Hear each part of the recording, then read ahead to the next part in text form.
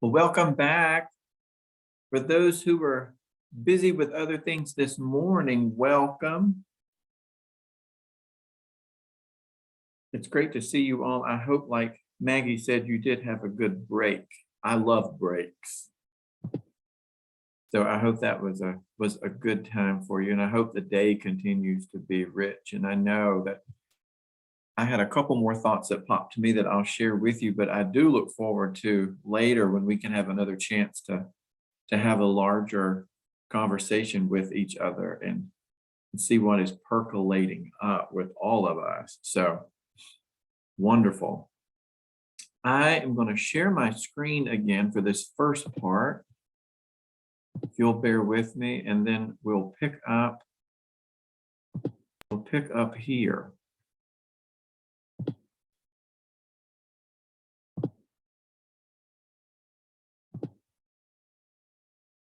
So we're going to pick back up with this, go back to these questions that we asked ourselves at the first. And for this second part, I'm going to pause a little more between the slides for those who want to write down notes. So we have plenty of time. So I'm going to slow it down a little more based on the things that we will get into this afternoon now, and give you a chance to kind of jot down notes and thoughts. But like Maggie said, she is recording this, so we can always go back. So don't be nervous if you miss something that you thought about.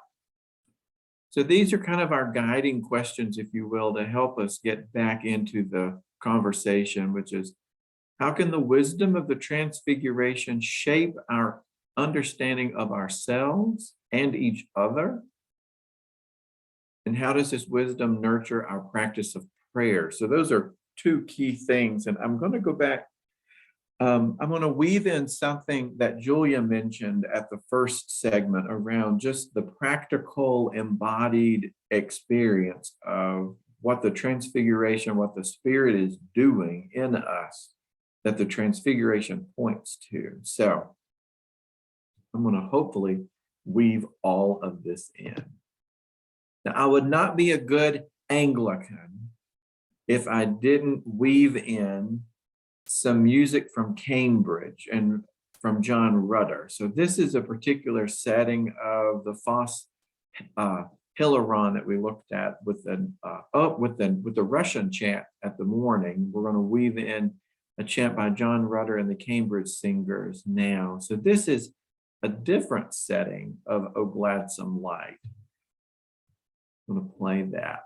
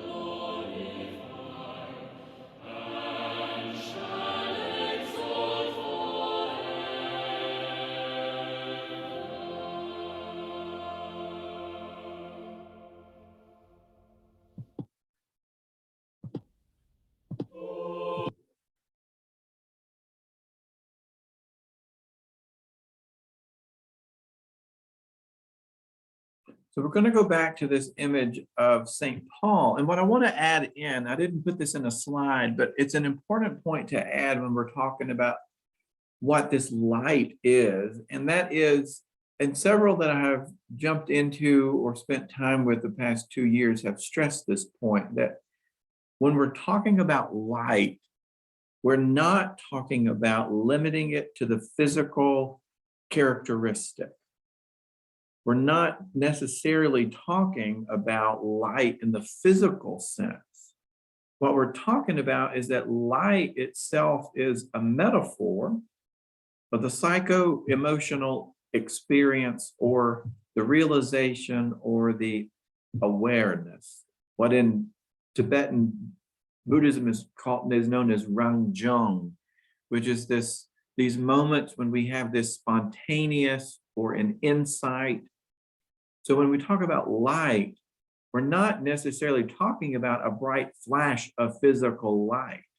And you can think about it this way. You can think about it in terms of this phrase. My grandmother, when she would pray, when I was a child, she would often say, "The Lord told me." Now that can mean different things. It can mean that there was an audible or an oral revelation, that she heard a voice, people hear a voice, but it can also be, and what she meant that as, is that she had an insight or an awareness that she attributed to God's presence in her life that was nurtured through her practice of prayer. So that's been a helpful thing for me when it comes to what the Transfiguration teaches us, because it's not limited to just a physical characteristic of a light. And the text itself points at that by the description that we get of the bright cloud overshadowing. So the language itself is paradoxical. How does brightness overshadow? And so we see these glimpses or these hints that we're stepping beyond, being carried beyond a rational concept of what's going on. And so as we get into this, especially now, that's a helpful piece to hold there, I think, of what we're talking about. So this particular person, who his work is such wonderful work, Andreopoulos has written a wonderful piece on the Transfiguration, and he links back, and he says, Paul is emphatic that the Transfiguration is not an event that belongs to a distant past, irrelevant to the life of the faithful. Instead, he helps us see the Transfiguration event from a different perspective.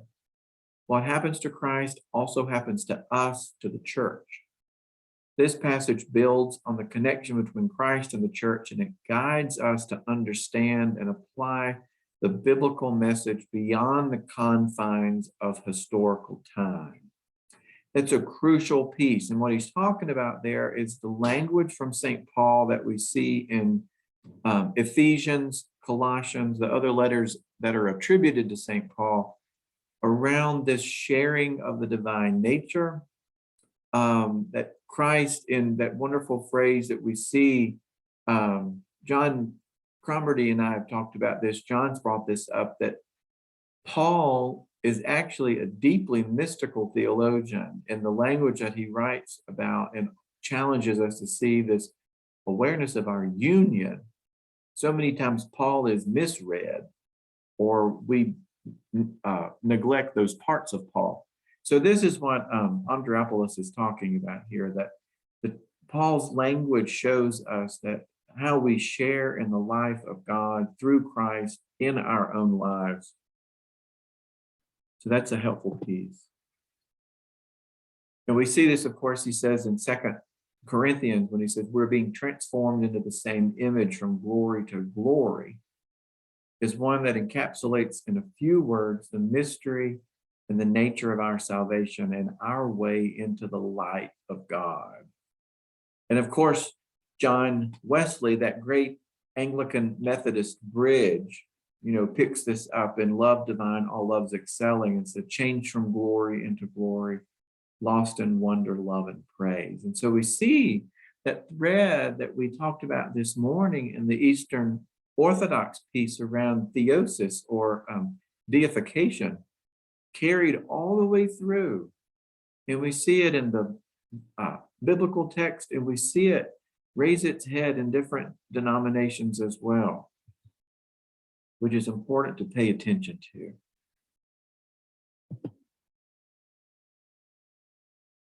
To go back to St. Gregary Palamas, just to weave him back in with us this afternoon, he says, "For it is in light that the light is seen, and that which sees operates in a similar light, since this faculty has no other way in which to work. Having separated itself from all other things, it becomes itself all light and is assimilated to what it sees, or rather it is united to it without mingling, being itself light and seeing light through light. If it sees light, if it sees itself, it sees light. If it beholds the subject of its vision, that too is light. And if it looks at the means by which it sees, again it is light.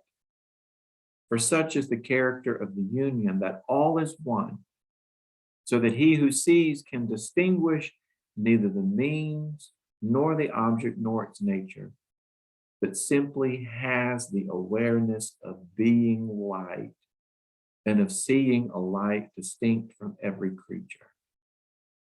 I'm going to sit and just leave this up here and let you read back through it one more time, because this is such a beautiful image, I think, that Palamas offers us. So I'll give you time just to read that once more.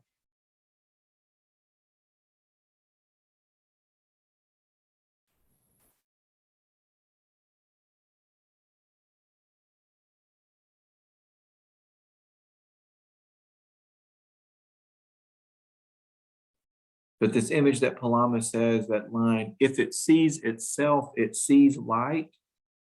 If it beholds the subject of its vision, that too is light. And if it looks at the means by which it sees, again, it is light. For such is the character of union, that all is one. So this is how Palamas can say about St. Paul, that St. Paul was light and spirit, to which he was united, by which he had received the capacity of union, having gone out from all beings and become light by grace, and non-being by transcendence, that is, by exceeding created beings. So isn't that fascinating to think? He was light, and he was united, by which he had received the capacity of union. Fascinating. Now, you might have known of this particular desert father, Saint Macarius of Egypt, a 4th century hermit who lived in the desert. He was a key elder in the early Christian monastic or hermetic tradition. These are two traditional icons of him.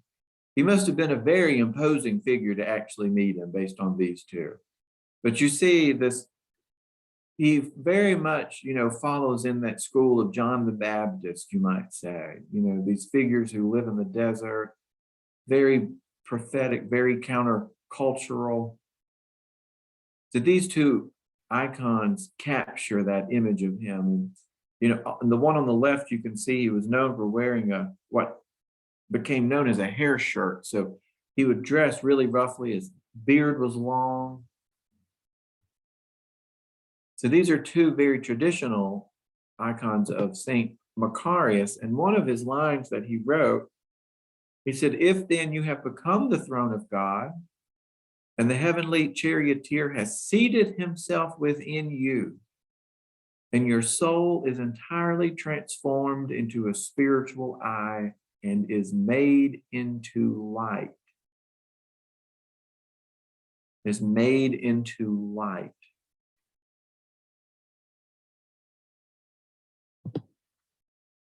So this is also an icon of Saint Macarius. It was written, curiously, by the same person we looked at early this morning, who wrote that traditional icon of the Transfiguration itself, Theophan the Greek. So it's a 14th century icon housed in the Church of the Transfiguration in Novgorod, Russia. Now, I stumbled on this just doing a search on icons of the Transfiguration, and I stumbled on this image of Saint Macarius, and have become completely captivated by what Theophan is actually trying to capture in this image. What he's actually trying to represent is Saint Macarius himself becoming light. I've never seen an image like this drawn this way. And this is really what has hooked me on this, this thought that I had early on around that what the wisdom of the Transfiguration is, that this isn't just about Jesus, but this is about us and our own call to share in the divine nature, to share in the divine light, to embody that. And Theophan actually has written an icon of Saint Macarius that tries to capture that reality that is true for each of us. So the description of this that you can find, it says, his elongated candle-shaped figure is covered with light like a white flame. He is a pillar of light. The light embraces the figure so much that its contours are almost indistinguishable. The face painted with ochre and arms put forward in front of the chest with palms open outwards stand out on the white figure. And he goes on, says, this is a posture of acceptance of grace and openness. The white glare is painted on the face of Macarius, but his eyes are not marked at all. This strange method is chosen intentionally. Again, the saint does not need bodily eyes. He sees God with his inner spiritual eyes. He does not look at the outer world. He is all inside.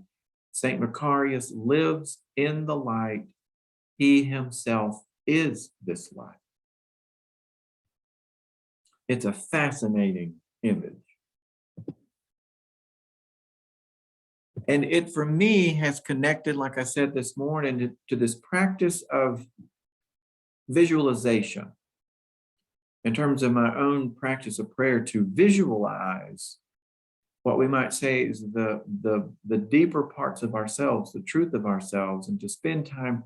And icons are this. Icons are visualizations of divine reality that we can enter into and practice our prayer with and through, that we see through the icon into a greater awareness of what our true reality is. And so we can look more intently at this experience and the reality of sharing in the truth of the wisdom. And it can actually be, and has been for me, a rich space for dialogue. And it's important to say how with interfaith dialogue, we're not necessarily saying the same thing. Rather, we're talking about or trying to describe the same thing. So it helps to keep each religious tradition to honor what it's bringing, where it came out of, and not collapse them into sort of a least common denominator, but let them have a dialogue with each other and let that dialogue actually nurture more of this deeper awareness of what the wisdom is that we're learning.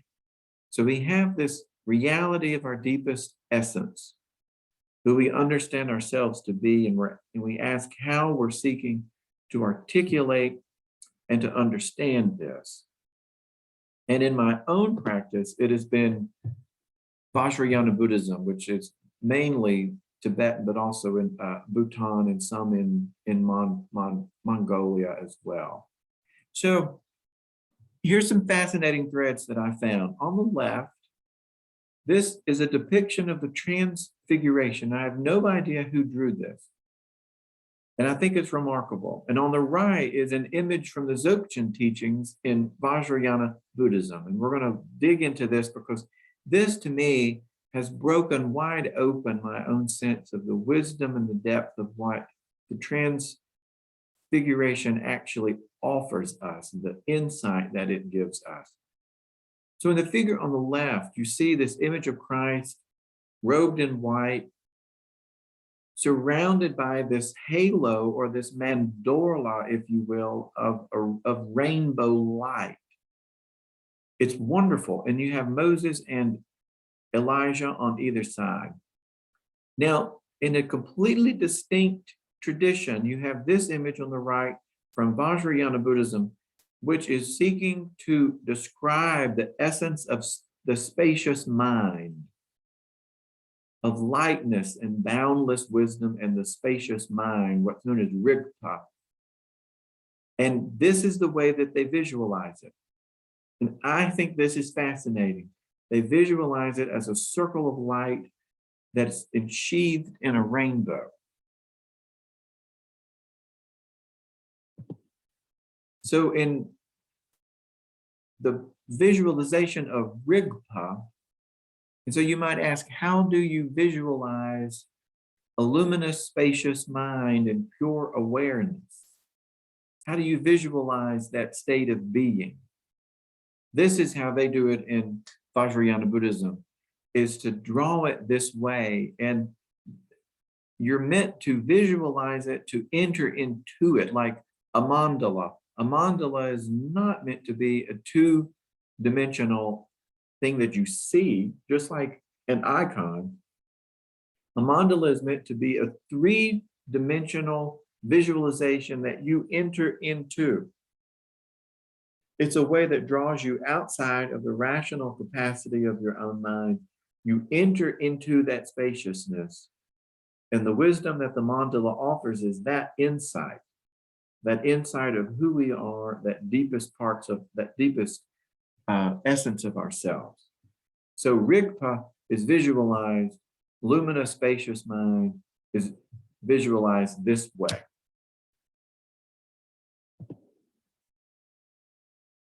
Now this Tulku Urgyen Rinpoche has been very important. His writings have meant so much to me these past 2 years to spend time with him. He was an incredible Dzogchen Tibetan teacher. And he says, looking from the pure angle then, this Buddha nature is present in every being, the expression of the victorious ones. Just like the rays of light are present from the sun. The light is emanated by the sun, isn't it? If it weren't for the sun, there wouldn't be any light. So he draws on this image of light to describe the essence of mind and the essence of our own spacious capacity. And looking, like we said, at mandalas themselves, at these visualizations, he says, we may think that this is a product of our imagination, but in fact, it is an exact replica of the original state of all things. It is how things already are in actuality, also called the great mandala of the manifest realm. Thus, visualization is ultimately not a matter of imagining something to be what it isn't, but rather of seeing it as it actually is. It is acknowledging things as they already are. This is the essential principle of Vajrayana. So we visualize things as they are. And that practice and that concentration, if you will, helps us nurture this greater awareness in ourselves.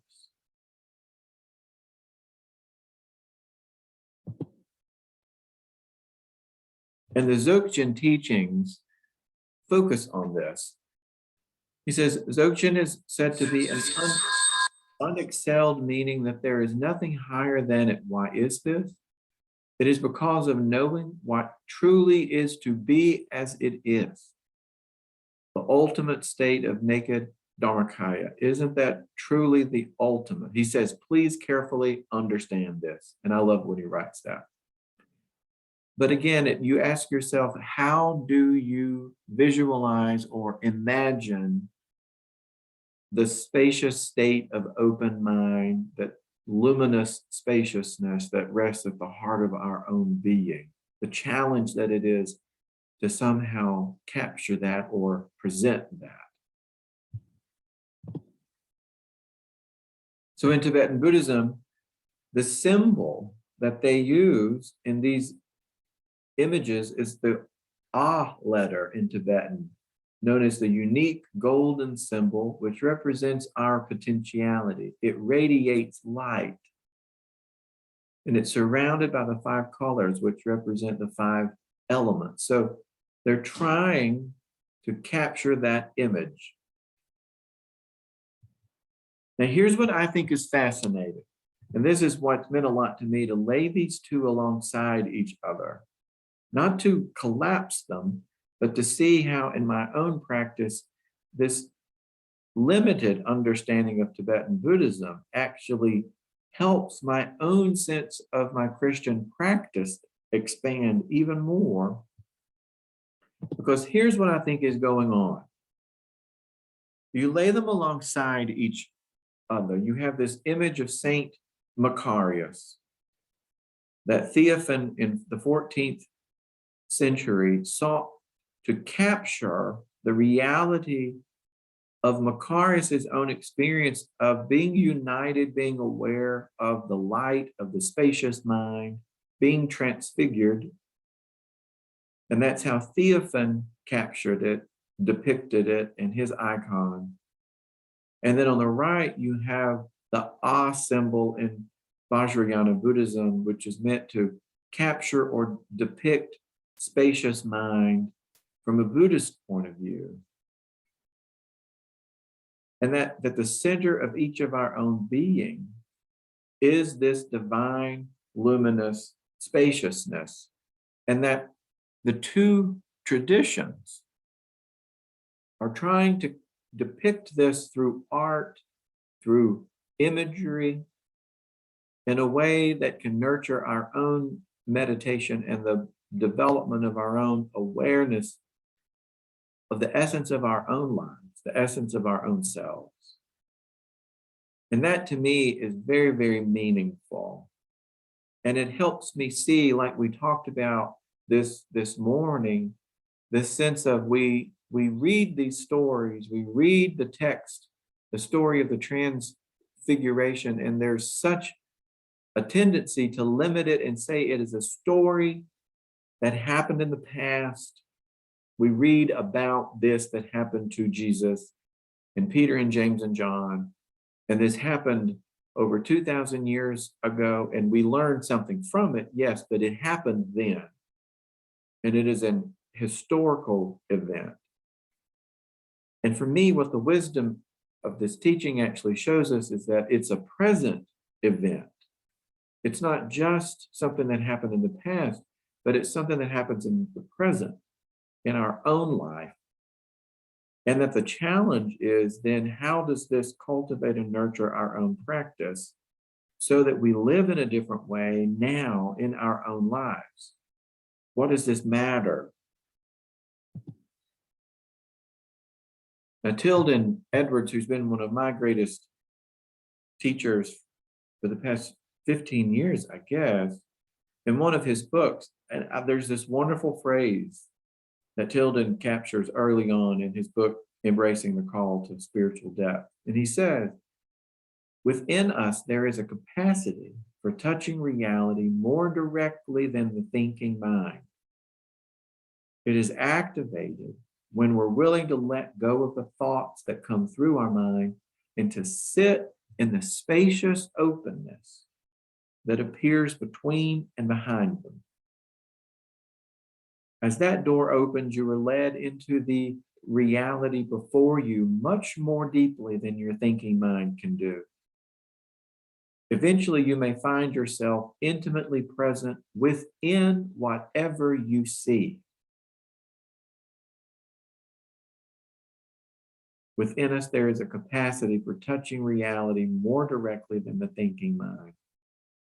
It is activated when we're willing to let go of the thoughts that come through our mind and to sit in the spacious openness that appears between and behind them. The Tilden himself. So of course, then our practices become essential as we seek to embody our desire to share in this luminous spaciousness, this transfigured awareness, this rikpa. We become aware of our own tendency to grasp and cling, what Father Thomas would identify as our emotional programs for happiness, which is this overfixation we have on safety and survival, affection and esteem, and power and control. And our practice seeks to deepen our resting in an awareness of spaciousness. And there's a correlation or a resonance with theoria, with that notion of our awareness, our contemplative awareness, and with rigpa in the Christian and Buddhist traditions. Now, when Father Thomas was at the end of his life, you all might know this, he wrote a series of poems that were published right after he died, I believe. One of them is called Out of Nothing. And it's an exquisite poem, but he says, to be nothing is to consent to being a simple creature. This is the place of encounter with I am that I am. When there is no more me, myself, or mine, only I am remains. Then the I may fall away, leaving just the am.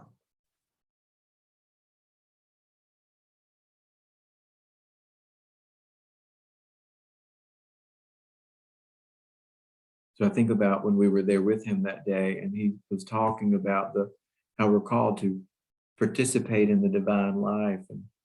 And when I laughed and said, that's a lot to live up to. And he said, well, that's the trick. It's not something you live up to, you die to it.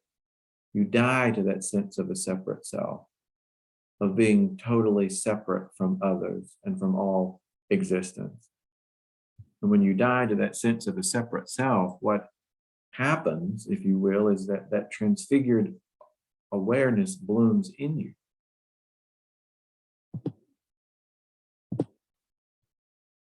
So we arrive at a point where we can look more deeply maybe at pastoral implications and embodiment, and we ask, as Julia did at the first section, when we arrive, we can reflect deeply on the pastoral part, on the impact that this has, this nature of the uncreated life, to share in this reality so fully that we realize there is no separation, although distinction is maintained, due to our deepest identity and participation in God's energy in this life.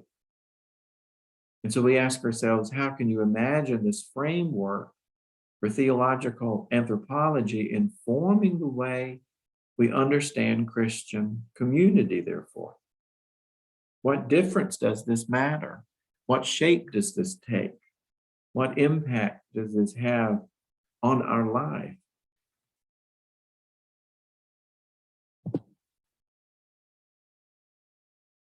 So I'm going to close this part before we open it up to our conversation with this reflection that Dr. Barbara Holmes, if you're not familiar with Dr. Holmes, I encourage you to spend some time with her work.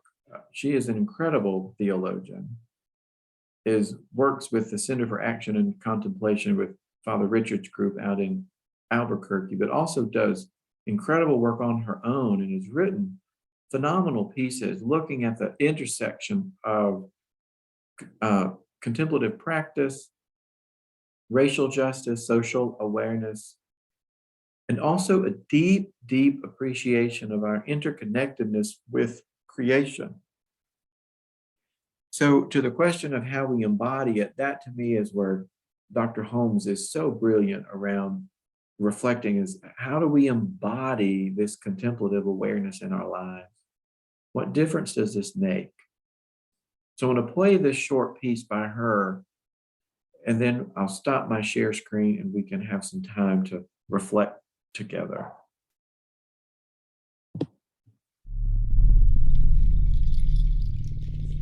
What does it mean to be a cosmic being?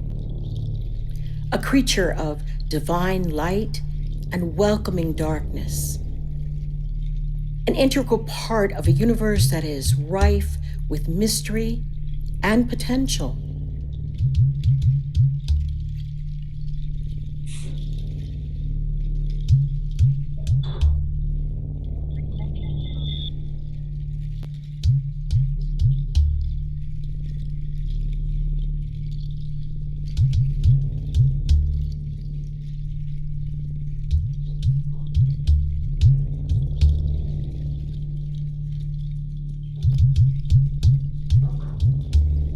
This powerful embodiment cannot be constrained by social categories of racism, xenophobia, or sexual and gender bias.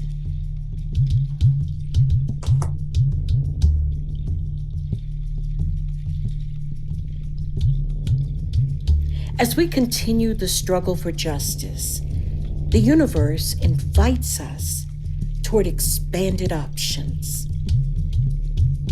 We can incorporate the wonder of science in our liturgy, our prayers, and our politics.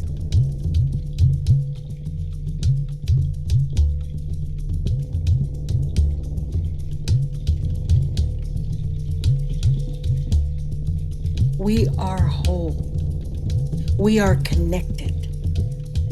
And we are responsible to and for one another and our host planet. We can respect the differences of light and dark as alternating and equal powers in the universe. And in the words of Ava DuVernay, quote, we can become our ancestors' wildest dreams.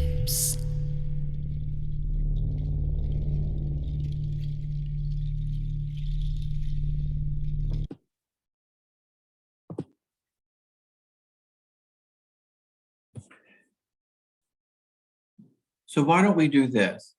Let's take 5 minutes and just have some time where we can write down notes, we can gather our thoughts. Let's give ourselves some spaciousness and just write down what's come to you, or gather your thoughts, gather your feelings for 5 minutes. And then we'll gather back in our large group. Okay, I'll time it for you. Thank you, Maggie.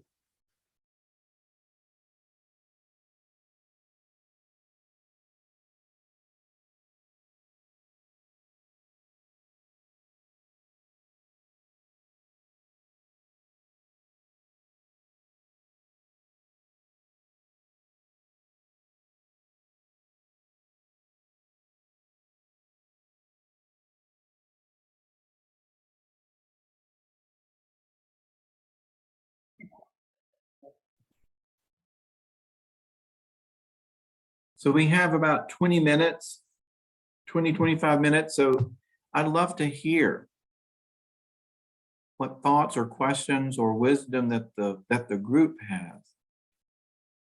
So this morning, what we did, we just waved our hands really big like this, and we all looked and we found who wanted to say something.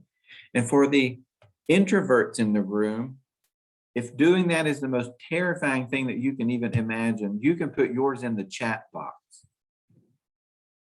That way everyone gets a turn.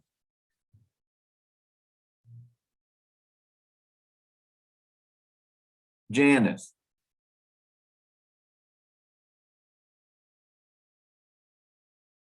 Hold on, you're muted. You got to unmute.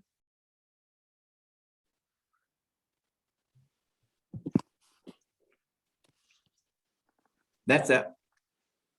Does that do it? That's it. Okay. No, this is all new to me, talking about transfiguration like this. We've been doing centering prayer for a couple of years now, every Tuesday, but we've not talked about transfiguration, so this is new to me. Thank you. And David made a note in the comments that to have this conversation when the thunderstorms roll in, to be aware of those.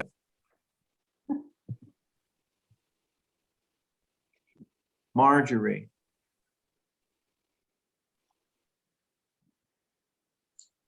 Yes, thank you. How does our I amness, our oneness, reflect a change and change our idea of Christian community? What I was asking is, how, as a community, do we move beyond, forward together from distinction, including our distinction, and one into oneness and into our a way of acting in the world together. And then I was thinking that communities must be all inclusive, but and centering prayer groups must be all inclusive, like we are today, and even more so, more global in a sense. And I think that it's happening around the world. There are people that are joining meditation groups all around the world. And it doesn't have to be one type of meditation. The 20 minutes of silence can be in anyone's way of meditating, which I think is good. But they know that when they come into, let's say, a centering prayer group, that this is the method that we'll be talking about. But I'm feeling invited that I should go into other chapels as well and learn from other forms of meditation as well, and see how it can enlighten my prayer practice. Oh, thank you for that. Vernon, do you want to speak to what Marjorie said, or if you have a thought too? Yeah.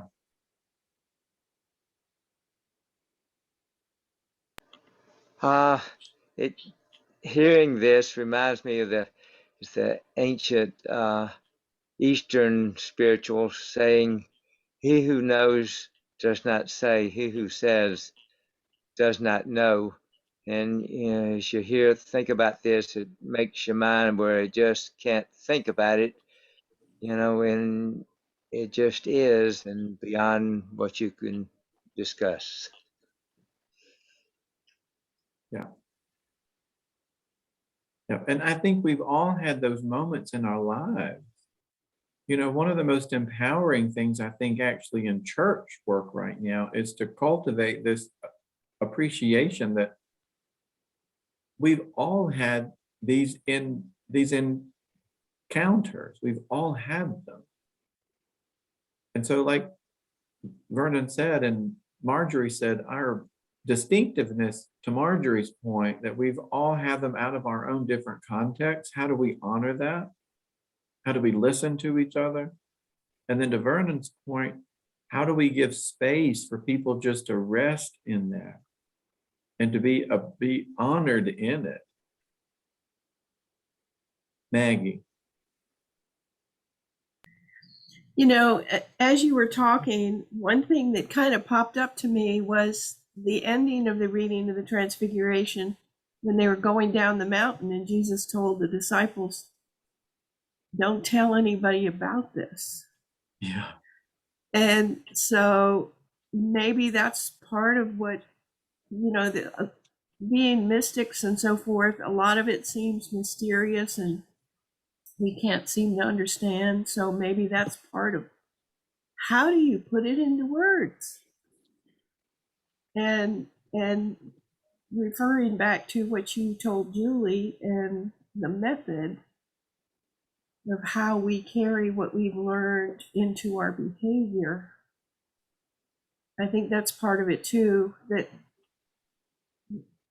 when we know we're filled with light, then our behavior changes, and other people don't listen to our words, but they notice our behavior.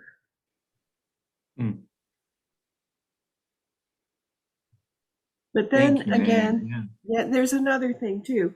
So Father Thomas always called, with his interreligious dialogue, he talked about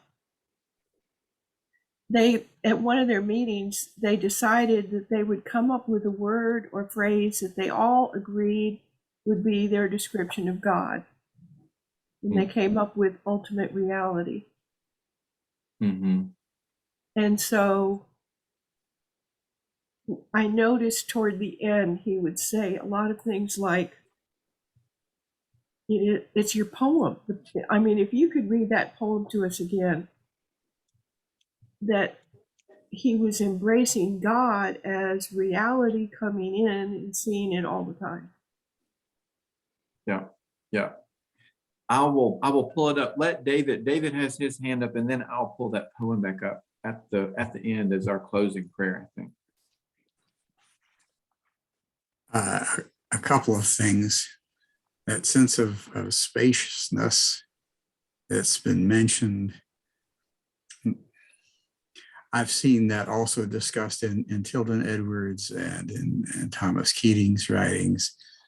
But I believe that I had probably experienced something like it before I ever saw it in writing. And I think that's one part of this kind of learning process, is that we may see something written down and say, oh, wow, that sounds neat. And eventually something like that occurs in our experience. But we may also have had an experience and then later found it affirmed in someone's writing or teaching. And that can be kind of an encouraging thing. And secondly, that description from the Tibetan teacher of the divine nature being present in all things. This is something that is deeply embedded in Christianity. Mm-hmm. As you've been teaching us, Stuart, the Eastern Orthodox still have a much stronger sense of it. Somehow in the West, both Catholic and Protestant, we kind of have sloughed it off, and we went through the Reformation, we went through the Enlightenment. In what Protestants call the Apocrypha, Catholics may call it the Deuterocanonical tradition, there's a book called The Wisdom of Solomon. Mm-hmm. If you look towards the end of the 7th chapter of that book, I'll put these references in the chat.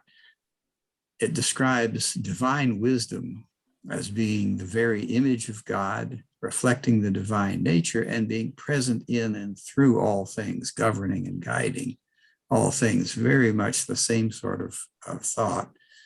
And in the New Testament, we all just almost read right by. In the beginning was the Word, and the Word was with God, and the Word was God. And all things were made through the Word. Again, the same sort of idea.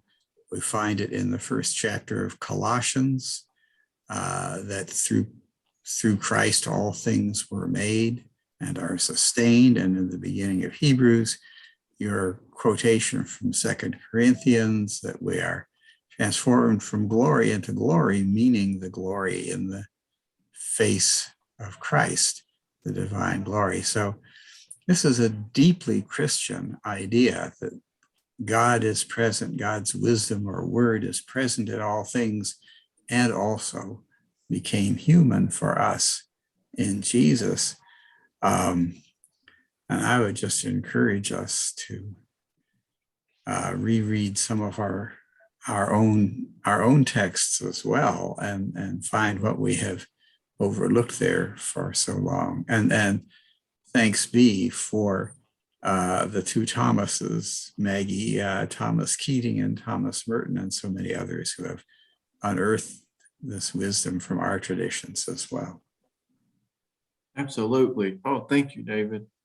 Oh, I know. I mean, if you go back and you start looking at these texts, it's all over the place. And it really makes you wonder, why have we stressed the ones that we've stressed and neglected the ones that we've neglected? Really makes you curious. Who else? You can either put it in the chat or wave your hands really big. Bill and Mary Moon. Mary and I absented ourselves earlier, mostly during the break, but a little bit during the first part this morning to attend a meeting that we attend once a month of a group called Eracism. And today we were discussing how colorism influences our sense of privilege and so forth. And our African Americans in the group were saying how when they grew up with darker skin than their classmates, they were put off and ridiculed. And so when you introduced this afternoon's part, there was a phrase in there, lighten our darkness. And it brought me immediately into our discussion of eracism. And I was thinking how Barbara Holmes, you mentioned Barbara Holmes' book, I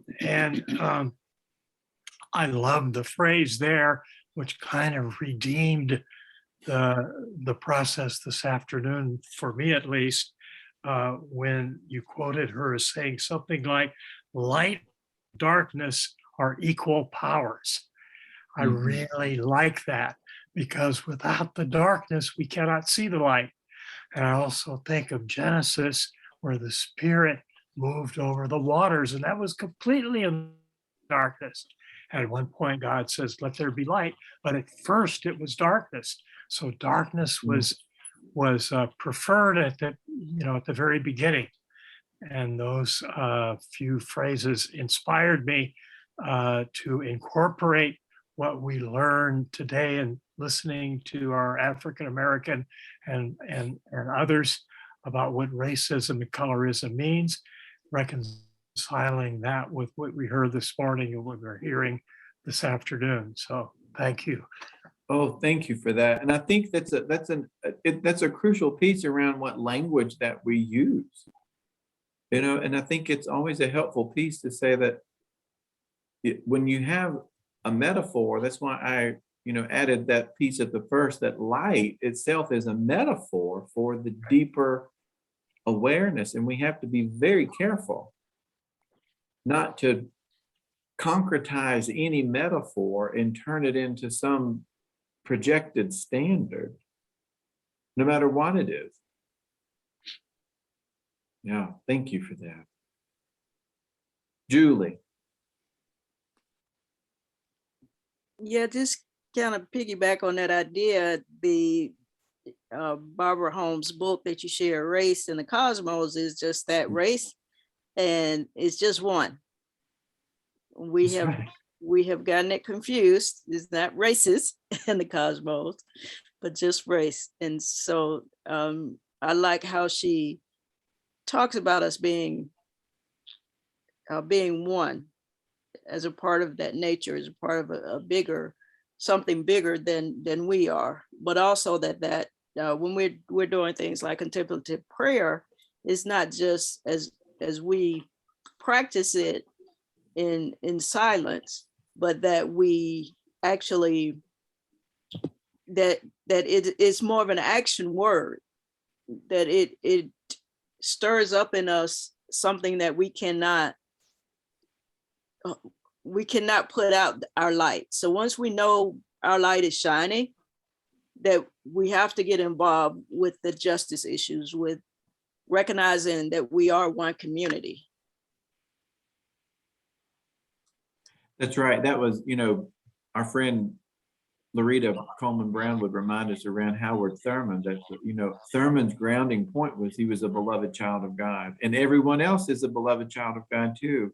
But out of that awareness of his own belovedness, he could be his own authentic self and draw that out of others who he met. David has put in the text a note there that's a helpful note with some scripture references, and also going back to the Greco-Roman world with Stoic philosophy and Jewish wisdom as well. Maureen. I've been just thinking, I mean, I totally know and feel that we are all one. But it's really hard when you're surrounded by other people that don't believe that. And how do we deal with people that are racist? I mean, I have them in my family, I have them in my surrounding, and we're supposed to see light in them and we're supposed to be connected to them. But some of these people are just filled with hate. It's hard to think of all of us as one when some people are fighting against it so much, especially these days. There's so many sides, and like you said, people actually hate each other. And I just wondered what you would say about how can we look at those people that do not think we're one, that think we are all different, and they don't want to be one. Just your ideas. Yeah. Well, here's what it makes me think of at first. I had jotted down some ideas about something that Father Thomas said, and it's about naming what our intention is. For him, that was such an important piece around naming intentions and saying, what's your intention, your grounding intention, your orienting intention? What posture have you taken that you're living out of? And how does that shape the way that you see yourself and the way that you act in the world? And part of it, I think, is it's kind of, I mean, I think about my work in the parish this is a very hard time to be, a clergy person. It's a very hard time to be a teacher, a parent, a lawyer, a healthcare worker. Mm-hmm. And what do you do? And I think there's multiple layers that are all going on at the same time. I think on the personal level, it very much is what Father Thomas would teach us. What is our intention? Practical things like when I wake up first thing in the morning, do I immediately reach and grab my phone to turn on and see what awful news has happened during the night? Is that the first thing that I do? Why am I drawn to do that? Why have I been hooked into that sensational side of things and that energy? Or when I wake up first thing in the morning, do I spend some time lying there quietly and starting a list to myself of what I'm grateful for? It makes a difference. It makes a huge one for me. Before I put my feet on the ground, have I listed what my intention is of what I'm grateful for?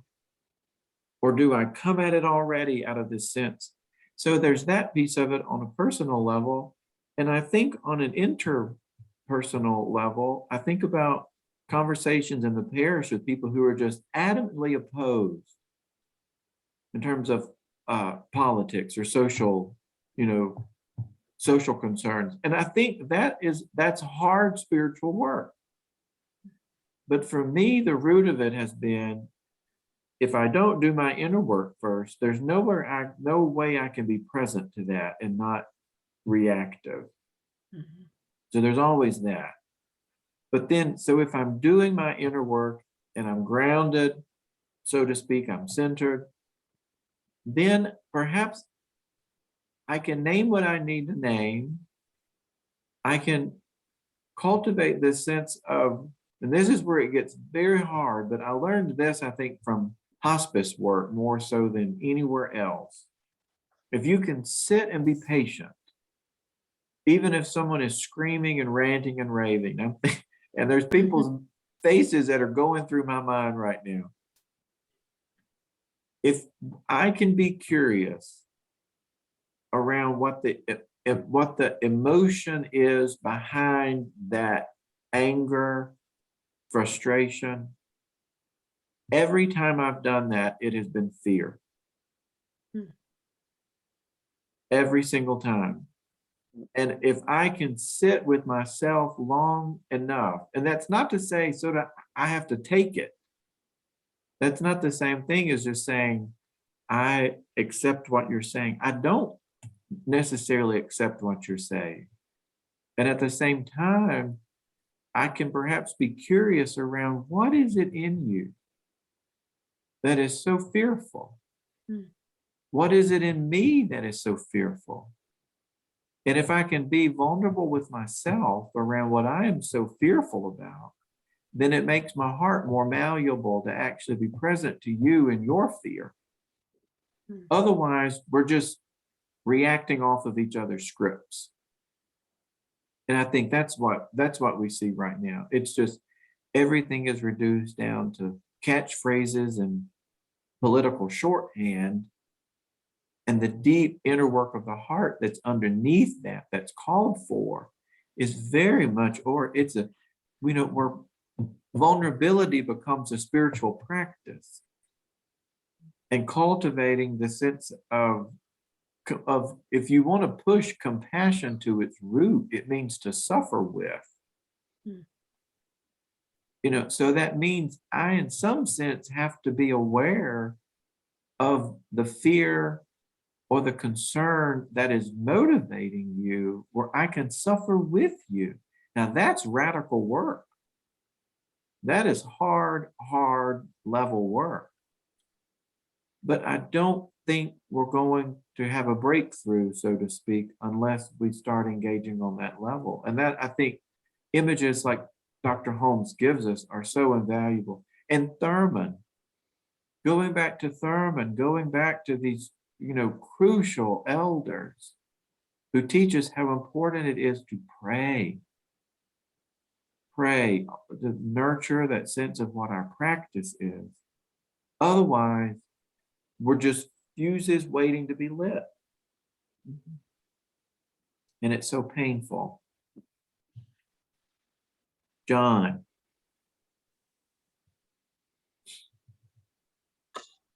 Stuart, you've struck a chord here, or nerve, one of the two. This idea of knowing what truly is and as it is to be, and intimately present with an inner spaciousness. I assume that that's what Transfiguration is all about. But if I explore that inner spaciousness that God wants in me, do I not also see that image of God in all these other folks that I find so difficult? And maybe I've been looking at them wrong. Maybe I need to be looking at that inner spaciousness that may be there, but I can't see it. And I don't know, that just opened up some new avenues of challenge for me to look at myself and others in a more spacious way, as if we are all created in the image of God. Maybe it has not been developed as it should be, as it is not in me, as in others. But maybe there's a spaciousness there that I just don't see and need to see better. And that's hard. Like we said this morning, I've already thought of six people who I don't want that to be true for. Yeah. But I do think, I really do. And I think we all probably feel that way, that that's the level of work and the spiritual courage that it's going to take to do that level of transformative, transfigured work, if you will. It's like, we were in a class one time and we laughed and said, when's the last time that you got someone else to change their mind by just utterly shaming them and disgracing them? It doesn't work that way. Our egos can't handle it. They just can't handle it. It's this transfigured awareness that's rooted in love. And that's David, did you have your hand raised still, or did you raise it again?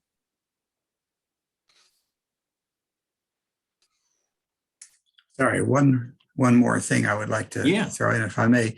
A quotation from Howard Thurman. This is in his book called Disciplines of the Spirit, a chapter called Reconciliation. Thurman was one of the theorists and theologians of the nonviolent civil rights movement. For those who don't know, African-American Baptist mystic and interfaith worker.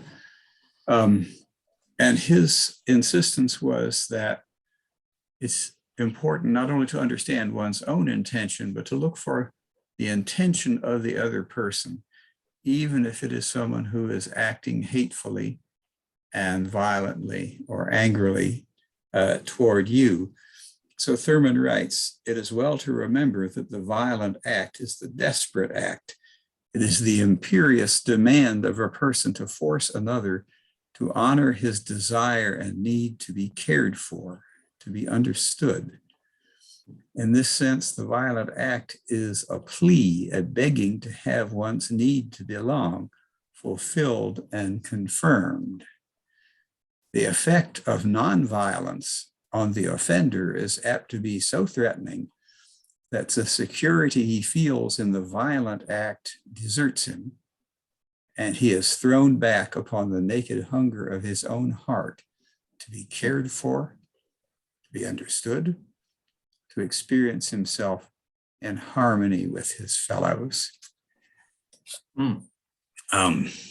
It's very deep, but Thurman's point was the deepest intention of every human being is to be loved and to be cared for and to be accepted. And that's what has been lost and in some way violated in the person who is responding and acting violently. Yeah. But you're right, it is extremely hard, extremely hard. And that's why the civil rights activists they trained in nonviolence. It was not something that they just woke up one morning and said, let's go do a sit-in. And that's, someone Bill perhaps earlier was talking about what they had done this morning in an anti-racism workshop. That's what it takes. That's what church can do. That's what church can be, is a school of looking for our intentions and other people's as well. Oh, thank you for that. Maggie. And the other part of that, I think, is contemplation. Because I think that teaches us how to see beyond just surface reaction. And it helps us to see the spaciousness Stuart was talking about, the light. Oh, this is so wonderful. Thank you all. I have that poem. If we want to close with that as kind of a blessing, I can think of no better blessing than a poem that Father Thomas wrote. I'd just like to say thank you to everybody for accepting this lone Canadian. I don't know if I'm alone here as a Canadian, but because of everything happening in the election, I think I had a kind of a prejudice against the state of Georgia. And I am so impressed with the reflection today and so grateful for being part of it. And that is exactly what happens when we learn to listen to the voices, listen to what's coming from the heart, what people's intentions are. And I have new hope. I have new hope. Thank you. Yay! That's wonderful. Thank you. We welcome you and hope you will join us for many of our other activities too. And so before Stuart blesses us, I want to thank everyone for coming and blessing us with your presence. Contemplative Outreach Atlanta is honored to share the spiritual journey with you. May you leave this space refreshed, invigorated, and renewed for your spiritual path ahead.